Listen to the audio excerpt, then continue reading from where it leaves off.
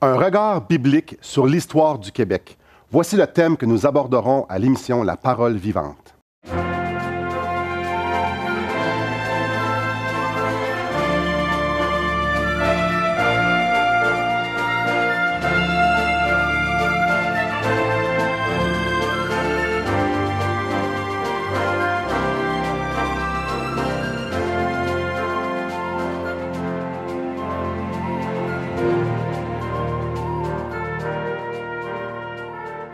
Bonjour à vous à la maison. Je ne sais pas si vous êtes comme moi, mais bien souvent, on regarde l'histoire, on regarde une culture et on a de la misère à bien comprendre, à bien cerner d'où viennent ces traits de personnalité d'une culture ou d'un peuple ou d'une société. Et évidemment, nous sommes au Québec. Et moi, j'ai plein de questionnements par rapport à pourquoi aujourd'hui les Québécois pensent comme ci ou pensent comme ça. Quelle influence on a dans le reste du Canada et tout ça. Donc, bref, beaucoup de questions. Pour faire une histoire courte, beaucoup de questions. Et on a le grand privilège d'avoir un conférencier, un homme qui a une maîtrise en relations d'aide et qui est passionné de l'histoire. Je vais lui laisser le soin de nous raconter comment ce fardeau-là est venu d'écrire un livre. Pour le 400e anniversaire en 2008, il a écrit un livre, Québec 400 ans d'histoire, une histoire révélatrice. Québec, l'orphelin qui a grandi et vivant au Canada, une famille reconstituée qui souffre. On a le grand privilège pour les 4 prochaines émissions d'avoir Donald Gingras avec nous, qui va venir nous expliquer un peu l'histoire du Québec, mais à la lumière d'un point de vue évangélique, d'un point de vue biblique. Donc, bonjour Donald, c'est un grand privilège de t'avoir avec nous pour justement nous éclairer et venir répondre à ces questions-là. Mais ma question, c'est pourquoi que quelqu'un réécrirait un autre livre d'histoire quand il y en a des bibliothèques bien pleines? Peux-tu nous expliquer un peu qu'est-ce que c'est? Oui, c'est un accident. Oui. Un accident de parcours. Tu sais, moi, à l'école, j'aimais pas écrire, j'aimais pas... et quand est venue cette idée-là, ce projet-là d'écrire, c'était comme un cauchemar. Mais c'était tellement évident. J'étais parti, j'étais marié, j'avais 2 enfants, et on est parti en Saskatchewan, on a été aux études. OK. Alors, j'ai été faire des études bibliques. Puis ensuite, j'ai fait ma maîtrise en relations d'aide. Puis durant mon parcours, on rencontrait d'autres réalités qui étaient des Anglais, des anglophones et des Autochtones. Et veux pas, moi je transportais mon arrière-plan très québécois, très nationaliste. Et dans les conversations, les gens se demandaient, coudon, pourquoi on continue de chicaner? Pourquoi ces disputes éternelles-là? Pourquoi qu'il ne semble pas y avoir de solution? Puis moi, ça me dérangeait de pas avoir de... Clairement, c'est ça. Clairement, tu sais, j'avais mon option, bien sûr, que je disais, on pense tout le temps que notre option, c'est la meilleure. C'est passer la nôtre de toute façon. Ouais, chacun la défend, tu sais, mais même dans nos conversations, je voyais qu'on était chacun isolé, tu sais, dans nos solutions, puis que ça n'avait pas de point commun. Et à travers mes études en relations d'aide, à un moment donné, on a suivi un cours qui nous demandait de bien essayer de comprendre les caractéristiques de la personnalité que chaque province, chaque pays, chaque famille, chaque nation a sa personnalité. Wow, okay. Avec qui a été construit au travers des événements. Alors, d'une vie. Alors, quand on s'est mis à regarder le Québec et les caractéristiques qui en sortaient, on trouvait ça intéressant parce que Québec avait les mêmes caractéristiques qu'un orphelin. OK. De là, le... Oui, de là, le titre. Tu sais. Oh, oui. Et on voyait ses souffrances. On voyait, bien sûr, on voyait sa rébellion parce que pour les autres, pour nos amis anglais et autochtones, on était le mouton noir du Canada, l'enfant rebelle. Mais la rébellion, c'est juste un fruit, si tu veux. Alors, c'est juste un résultat. Ça n'expliquait pas le problème. Et là, moi, j'ai dit, il faut que j'aille plus loin que ça. Et dans mon cours en relations d'aide, on avait un exercice à faire. Et j'étais arrivé avec, sans le dire à personne, à mes profs, j'ai dit, je vous présente mon cas. Son nom, il s'appelle Québec. Et tout le monde était surpris, mais quand ils ont entendu l'histoire, de la façon que je faisais la thérapie de Québec, si tu veux, ils ont dit, on n'a jamais entendu une perspective comme ça. Là. On n'a jamais vu ça. Donc, ton angle, c'est comme si le Québec était une personne avec des problèmes, avec des traits de personnalité qu'on se pose des questions, puis donc tu l'as pris d'un point de vue relation d'aide. Donc, pourquoi qui est comme ça? C'est quoi les racines? C'est ça. Ah, intéressant. J'aimais l'histoire, mais je ne suis pas un historien. Okay. Alors, je ne voulais pas parler comme un historien avec toute la recherche historique. Par contre, étant en relation d'aide, je voulais travailler ce problème-là, regarder à travers l'histoire, mais dans une perspective, si tu veux, de relation d'aide. Alors, au lieu de dire à quelqu'un, ben t'es rebelle, ben d'essayer de comprendre pour qu'est-ce qui l'a amené à... Il n'est pas né rebelle. Okay. Alors, d'expliquer ses traits de personnalité, pourquoi, et ça, on les explique à travers l'histoire. Et ça devenait extrêmement intéressant pour moi de prendre cette voie-là. Donc, comme dans ton livre, tu fais un peu le cheminement, tu parles de l'enfance, même de pré-enfance. Donc, comment ça a commencé tout ça, jusqu'où il faut remonter pour pouvoir comprendre qui est-ce qu'on est aujourd'hui et notre trait de personnalité? C'est ça, la petite enfance commence en Europe. OK.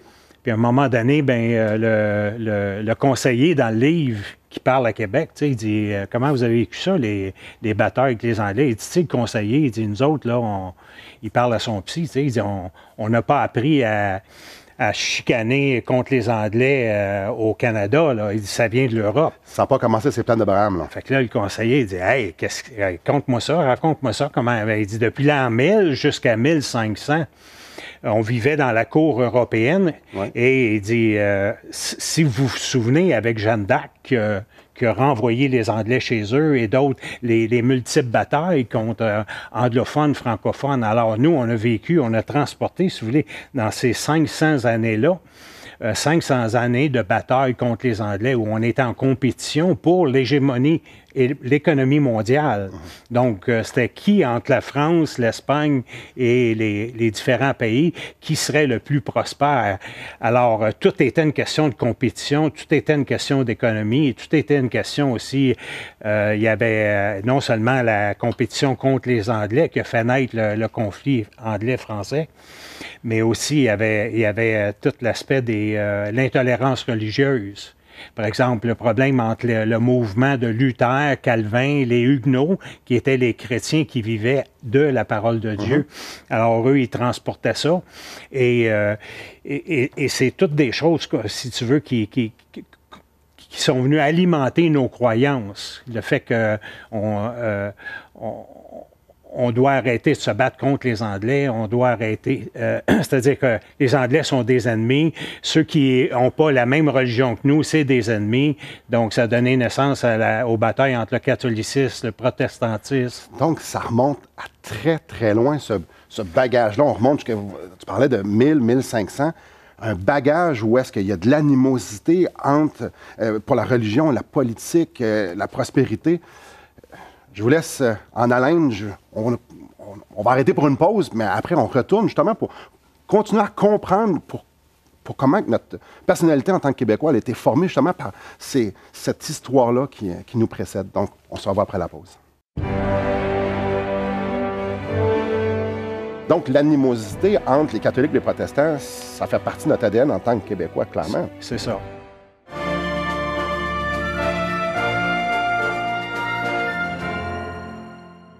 Assistez à un merveilleux déjeuner de l'espoir dans votre région. Un invité vous racontera comment Dieu a transformé sa vie et comment son cœur, souffrant, a trouvé une joie indicible en développant une relation personnelle et intime avec Dieu et son Fils Jésus-Christ. Des églises locales organisent de tels déjeuners dans plusieurs régions du Québec. Découvrez où et quand vous pouvez assister à un déjeuner de l'espoir dans votre région en visitant le site espoir.ca et en cliquant sur l'onglet « Déjeuner ».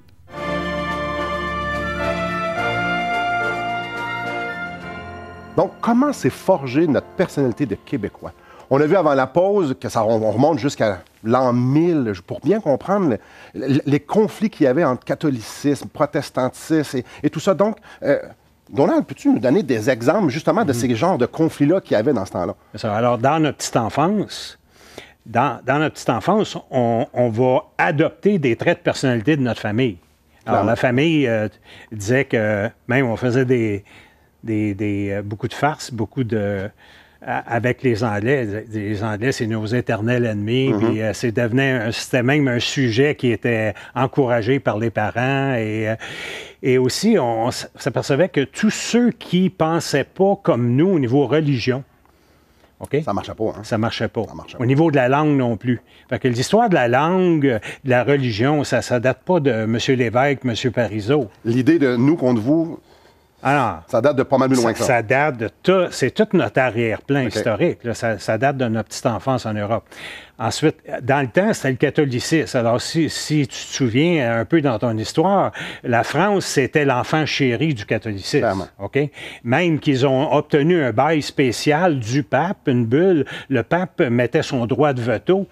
Et il y avait déjà quelqu'un qui avait eu les droits de venir en Amérique, mais par une manipulation. OK. Alors, avec le pape Clément, Henri, le roi de France, a été capable de discuter un deal, puis il dit, nous, on va aller évangéliser en Amérique. Alors, sous le couvert d'Amérique, ils sont venus, sous le couvert d'évangélisation, si tu veux. Ils sont venus. Mais dans le fond, c'était tout avec des visées économiques, parce qu'ils se battaient contre l'Angleterre et l'Espagne pour être le pays le plus prospère. Au niveau religieux, c'est intéressant parce qu'il y avait le mouvement de Luther, tout le protestantisme. C'est le fun, on est dans l'année du protestantisme. 500e, oui. Ouais. Et ça a débordé, c'est Calvin qui était un disciple de Luther. Et là, les Huguenots, on sait que c'est des gens qui vivaient par la Bible, croyaient la Bible et qui avaient consacré leur vie à Dieu et leur cheval de bataille, leur système de valeurs, c'était la parole de Dieu. Alors, eux, il y avait une intolérance envers eux. Exemple, à La Rochelle, on a fait un siège. Un siège, c'était d'enfermer des gens.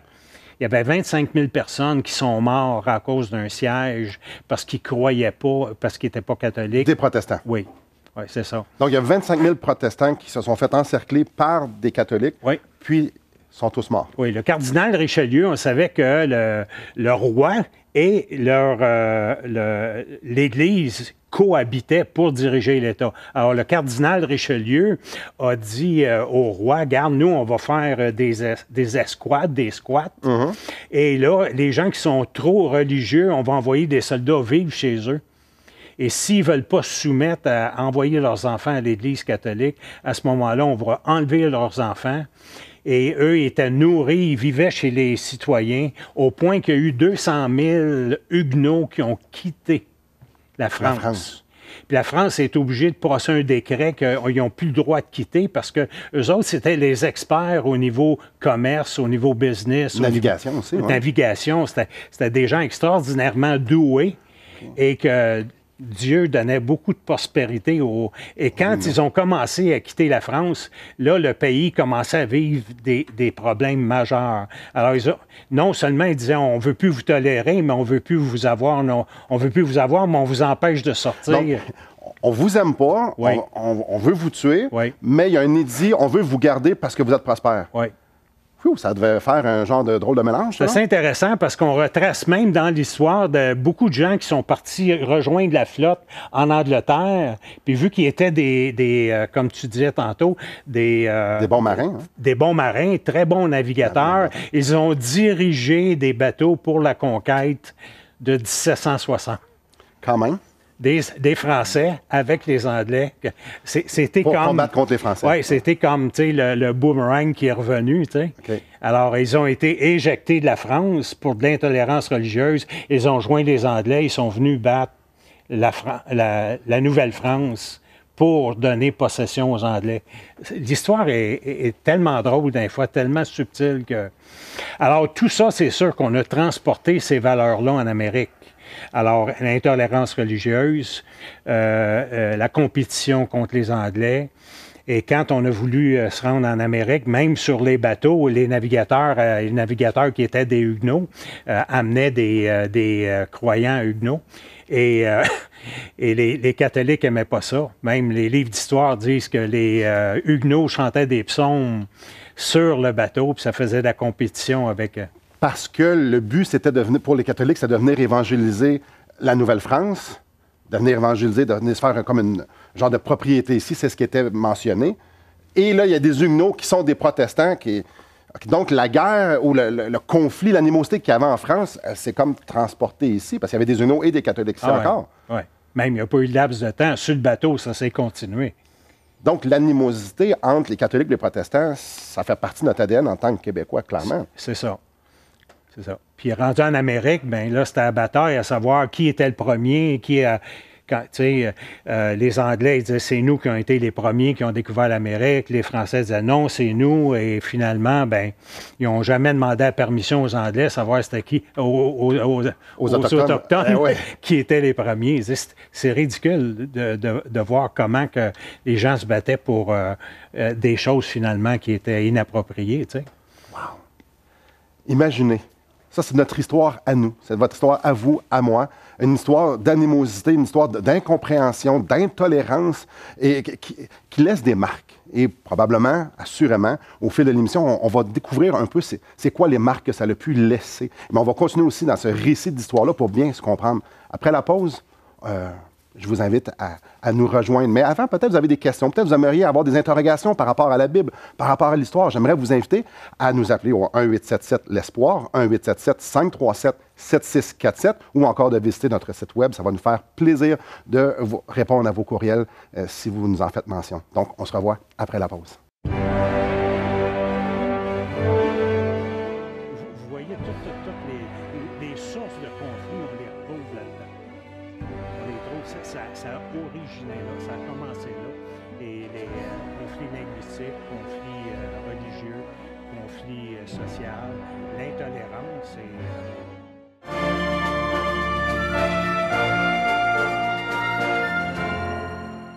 Voulez-vous combler le vide dans votre âme?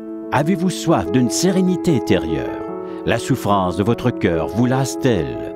Appelez dès maintenant pour recevoir gratuitement un évangile de Jean pour connaître l'amour de Dieu, un Nouveau Testament pour trouver des réponses à plusieurs de vos questions, le livre Destination finale pour comprendre la nécessité du salut et finalement la Bible et le salut qui nous explique comment recevoir Jésus. Contactez-nous à espoir.ca ou composez 1-877-l'Espoir.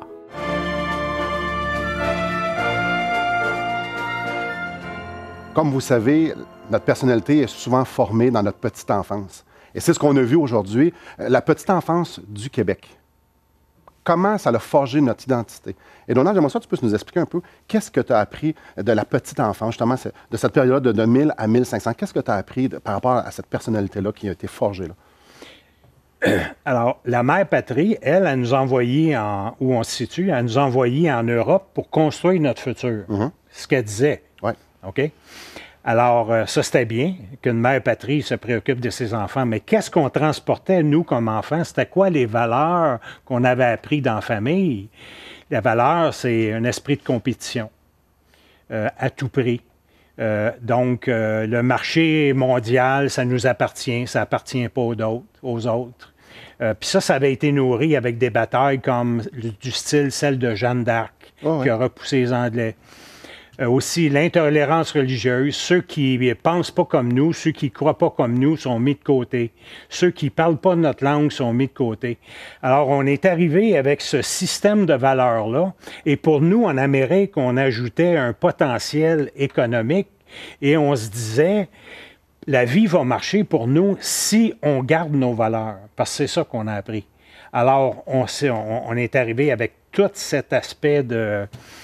si tu veux, ses pensées, ses croyances, en croyant qu'on trouverait le bonheur là-dedans. Donc, le but, en venant ici, c'était pas de faire mieux. C'est pas comme, on s'en vient au Québec, là, on jette tout aux poubelles, puis on essaie de faire mieux que ce qu'on connaissait. C'était, on va reproduire au Québec ce qu'on connaît de la mère patrie. Puis on va être les meilleurs mondiales, parce que nous, on est la France. Alors, on est en train de développer le marché mondialement. On est à la conquête des nouveaux mondes. À l'avant-garde. À l'avant-garde. Alors, puis on arrive en Amérique, qu'est-ce que les Anglais font là? C'est à nous, ça nous appartient. Puis on a eu la bulle du pape, l'autorisation du pape. Et, donc, avec une certaine arrogance et condescendance. Oui, puis les Anglais ne méritaient pas de pouvoir rentrer en Amérique. Ils avaient quitté la religion catholique. Ils s'étaient dissociés du pape. Alors, eux, c'était des infidèles qui s'en allaient en enfer. Vous voyez, toutes les sources de conflits, on les retrouve là-dedans. On les trouve, ça a originé là, ça a commencé là.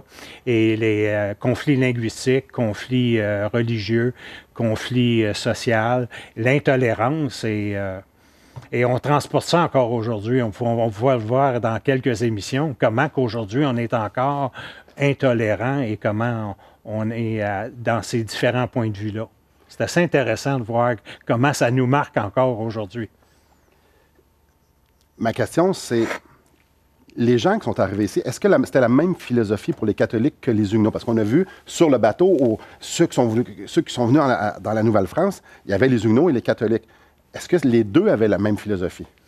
Bien, ceux qui sont venus, l'histoire va nous dire aussi qu'il y avait beaucoup de gens il y avait des prisonniers. On nous a dit aussi dans nos livres d'histoire qu'il y avait des femmes de vie, il y a des gens qui voulaient tenter une nouvelle aventure. Alors, il y a des gens qui ont eu une deuxième chance pour leur vie, qui sont venus ici. Il y a eu toutes sortes de gens. C'était l'aventure. C'était plutôt un contexte d'aventure. Mais c'est les leaders. Ce que j'explique là, c'est plutôt ce que les leaders ont transmis à ces gens-là.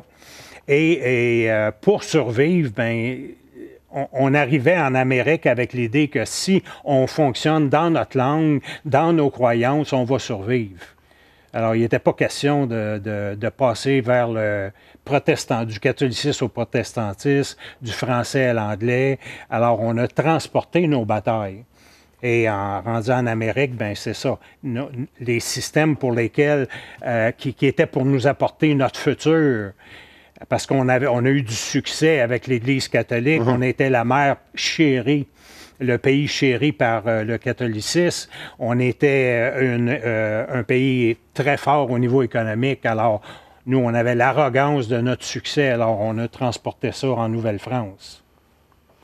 Et la mentalité des Huguenots, quand ils sont arrivés, savez-vous, c'était quoi, en gros? Bien, les Huguenots, comme on va voir à la prochaine émission, les Huguenots ont été comme, ils ont continué à vivre l'intolérance religieuse. Donc, eux autres subissaient, donc, étaient minoritaires. Oui. Même au pouvoir, eux, il n'y avait pas de gens nécessairement au pouvoir, donc ils subissaient, comme vous dites, l'intolérance et la pression que les Français catholiques pouvaient imposer. Oui. Ils ont comme été déportés, repoussés par le catholicisme.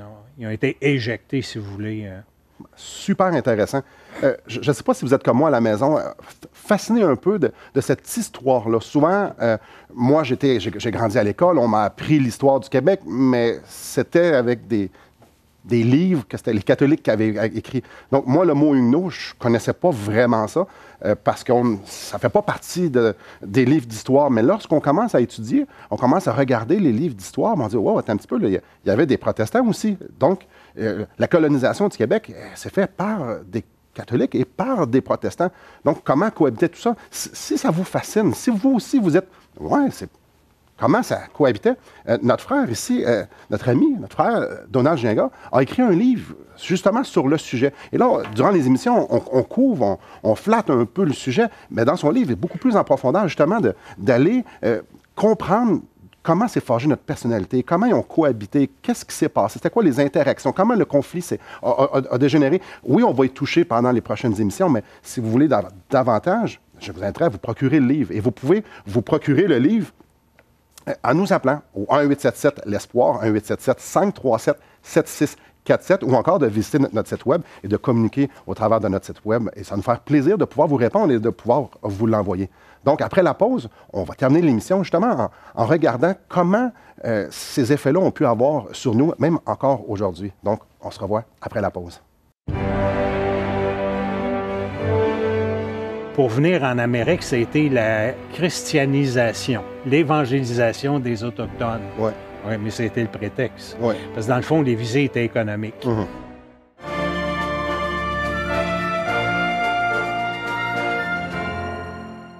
Espoirpourlecoeur.org aborde des problèmes que tous peuvent rencontrer un jour. Solitude, culpabilité, manipulation, rébellion et adultère.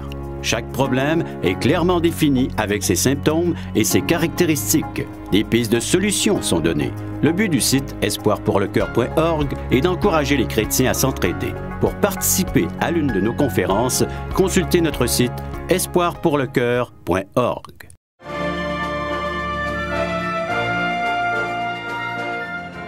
La personnalité du Québec, notre histoire, pourquoi on est ce qu'on est, pourquoi on pense comme on pense. Aujourd'hui, on a vu la petite enfance de 1000 à 1500 après Jésus-Christ. Comment s'est forgé notre ADN, notre personnalité au courant du temps? Ma question que j'aurais, c'est quelle place avait l'Évangile? Quelle place avait la parole de Dieu? Parce qu'on a parlé de catholicisme, on a parlé de protestantisme, on a parlé de compétition, d'intolérance. Mais la Bible, là-dedans, quelle place elle avait pour les deux camps? On a vu que dans la petite enfance, tout ce qui s'est passé dans la cour européenne, c'est de l'intolérance religieuse. Alors, ceux qui ne croyaient pas à la religion catholique étaient mis de côté, persécutés, tués. Il y a eu toutes sortes de persécutions là-dessus. Maintenant, à ce niveau-là, au niveau des anglophones, eux autres, ils s'étaient séparés de l'Église catholique avec le roi Henri. OK? Et alors, eux, ils venaient en Amérique avec une visée et la France venait en Amérique avec une autre visée. Dans le temps, quand le pape donnait son approbation pour un pays, pour aller dans il ne pouvait pas donner une approbation à un autre pays. Donc, le prétexte pour la France de pouvoir recevoir la bulle du pape, la permission du pape, pour venir en Amérique, ça a été la christianisation, l'évangélisation des Autochtones. Oui, mais c'était le prétexte. Parce que dans le fond, les visées étaient économiques. Comme pour l'Angleterre, les visées étaient économiques. Exemple, on va dire, il y a eu beaucoup de prêtres qui sont venus, mais c'était des spécialistes pour les langues. C'était les seuls. Ils étaient très, très éduqués, les prêtres. Et on étudiait le grec, on étudiait le latin. Les gens doués pour les langues, on les trouvait là. Alors, ils sont venus en grand nombre, mais c'était aussi pour garder le contrôle du catholicisme sur la Nouvelle-France. Il faut se rappeler que les rois dirigeaient toujours avec le clergé. Donc, les prêtres sont venus faire, si tu veux, les gardiens de la foi, mais on n'était pas sérieux dans l'art d'évangéliser, parce qu'avant, quand tu fais tes recherches, j'ai 300 notes historiques dans mon livre. Alors, j'ai recherché historiquement, j'ai juste construit l'histoire autour d'une thérapie, si tu veux, mais le premier baptême, ça a pris 108 ans avant qu'il soit fait, la première conversion. Alors, on ne peut pas dire qu'on était sérieux pour l'évangélisation. Pourtant, le message glorieux de Jésus-Christ, qui est venu mourir sur la croix pour nos péchés, pour nous laver de nos péchés, ressusciter pour nous donner la vie, c'est ce qui devrait être central dans l'évangélisation. Mais il y avait d'autres prétextes, d'autres raisons pour pouvoir aller dans les choses de la vie. J'aimerais vous poser la question, vous, est-ce que vous êtes sauvés? Vous, est-ce que vous avez mis votre foi dans ce que Jésus-Christ a fait? Parce que c'est réellement la chose la plus importante dans tout l'univers, la question la plus importante de nos vies. Suis-je sauvé? Je vous invite à mettre votre foi en Jésus-Christ, en ce qu'il a fait pour vous, dans l'amour que Jésus-Christ a pour vous. Merci beaucoup, Donald, pour cette belle émission. Merci à vous et que le Seigneur vous bénisse.